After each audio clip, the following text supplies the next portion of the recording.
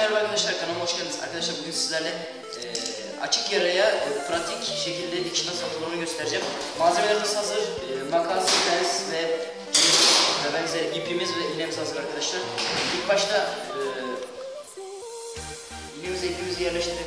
Arkadaşlar ilk başta iğneyi bu şekilde tuttuğumuz zaman açık kısmın ilk sağ kısmından iğneyi içeriye doğru sokuyoruz. Ve diğer kısımla birleşecek şekilde karşı tarafından içinden alıp diğer taraftan çıkmasını sağlıyoruz arkadaşlar. İğnemizin bir kısmından tuttuktan sonra yavaş yavaş asılıyoruz fakat ipliğimizin çıkmasını engelleyecek şekilde burada bir boşluk bırakıyoruz arkadaşlar. Ve iğnemizin yanındaki ipliğe dolandırıp karşı taraftaki parça ipliğin arasından tutup çekiyoruz arkadaşlar ve dikiş oluşuyor. Bunu ilk dikişte 2-3 defa tekrarlamakta yarar var arkadaşlar. İçten ve dıştan olmak üzere birkaç defa bu şekilde dikiş ataraktan dikişimizi tamamlıyoruz.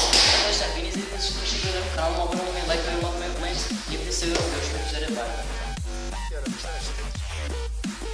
Abi üstünde bunlar da kurban bayramda acayip yarışçı oldu. Nereye vurursan oraya koparabilirsin. Yara istediğiniz şekilde bir şey yapabilirsiniz. Üstünüyle kestik. Sonra pens, sol elinize, bu kullandığınız elinize bağlı. Elinizi geçirdiniz. Buradan geriye girdiniz. Buradan çıktınız. Ondan sonra karşı dudak, karşı yere dudak. Aşağı işte Tabii buradan çıkacağız. Buradan bırakıyorsunuz. Çekiyorsunuz.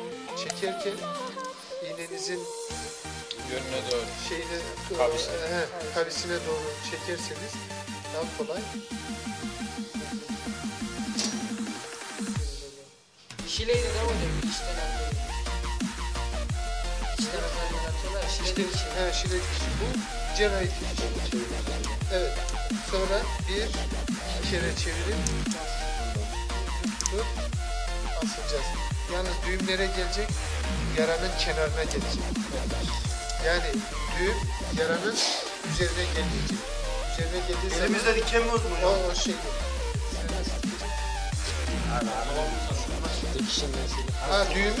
Düğümü eline atabilirsin. Ondan sonra bir asıl. Bir daha yap.